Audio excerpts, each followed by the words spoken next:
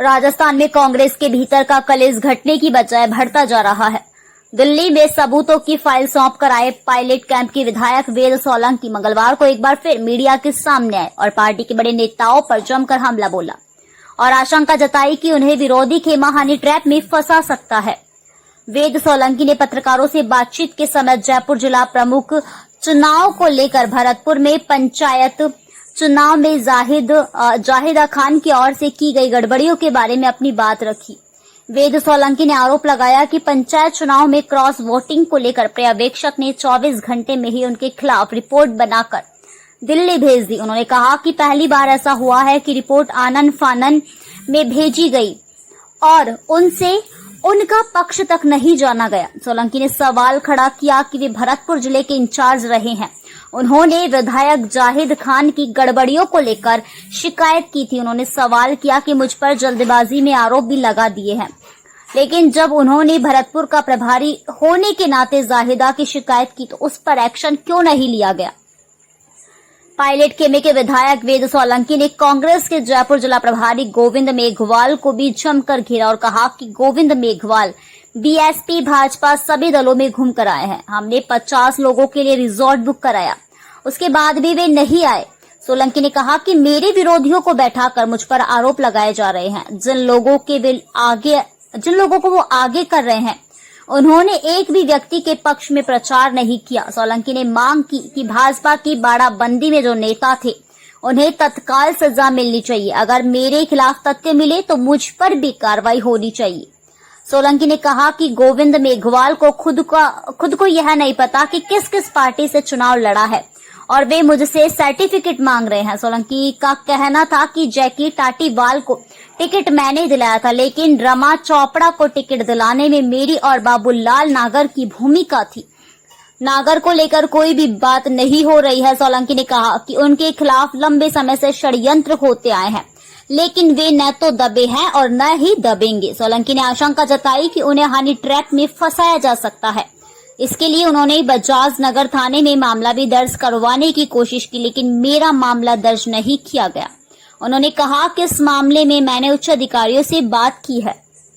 जो भी राजनीति में वो कहेंगे मैं वो करने को तैयार हूं। मैं आपके सामने तथ्य रख रहा हूं बिल्कुल कि जो हमने उनसे 2 तारीख से बात की,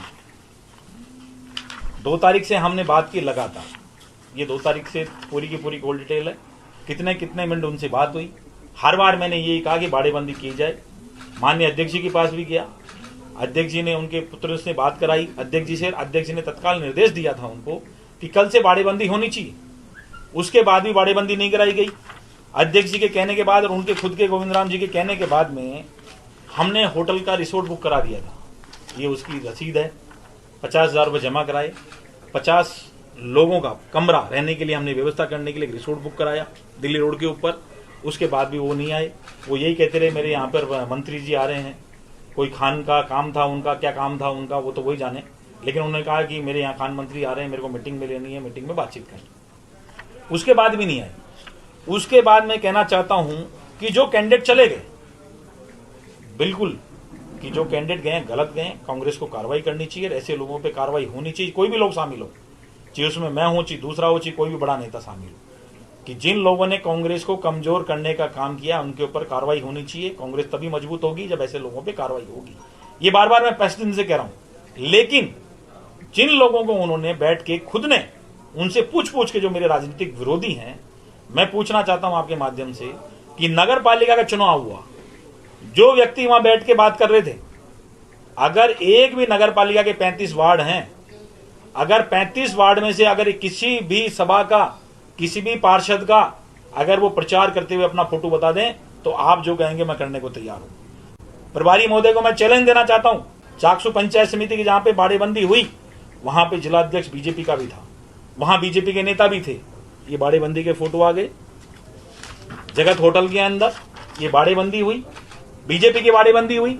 जिला बीजेपी का अध्यक्ष वहां पे है, बीजेपी के नेता वहां पे हैं, और ये हमारे कांग्रेस के जो नेता, जो उनके घर पे बैठकर, प्रभारी महोदय के घर बैठ के जो लोग बयानबाजी कर रहे थे, वो सारे इस रिसोर्ट के अंदर हैं। इसकी मैंने वीडियो फुटेज सारे दे दिए हैं। माननीय अध्यक्ष जी को भी आग्रह किया था कि आप भी अपने लेवल पे सीसीटीवी कैमरे इस होटल के निकाल लीजिए, दूध का दूध पानी का पानी हो जाएगा। ये मैंने डोटासरा जी से भी मिलकर कह दिया था। उसके उपरांत भी जो इतना घटित और घृणित जो लोगों ने काम किया है उनको तत्काल प्रभाव से सख्त सजा मिलनी चाहिए, मैं ये कहता हूं। और कौन सी रिपोर्ट में जो उन्होंने, अगर उनके पास मेरे खिलाफ एक भी तथ्य होगा तो जो मैं कहूं वो कहेंगे, वो मैं करने को तैयार हूं। लेकिन ये सरासर गलत है। कितनी पार्टियों में आके आए, कौन सी पार्टी को ओबलाइज किया है, भाई पुरानी पार्टी के लोगों को ओबलाइज किया है, कैसे किया है ये तो वो जानेंगे। लेकिन ये सारे मैं तथ्य दे रहा हूं, उनको तो निगल कर दिया, पूरे को उनको अनदेखी कर दिया और बिना किसी तथ्यों के वो सिर्फ आरोप लगा रहे हैं कि ये वो लोग हैं जो मानेसर गए थे।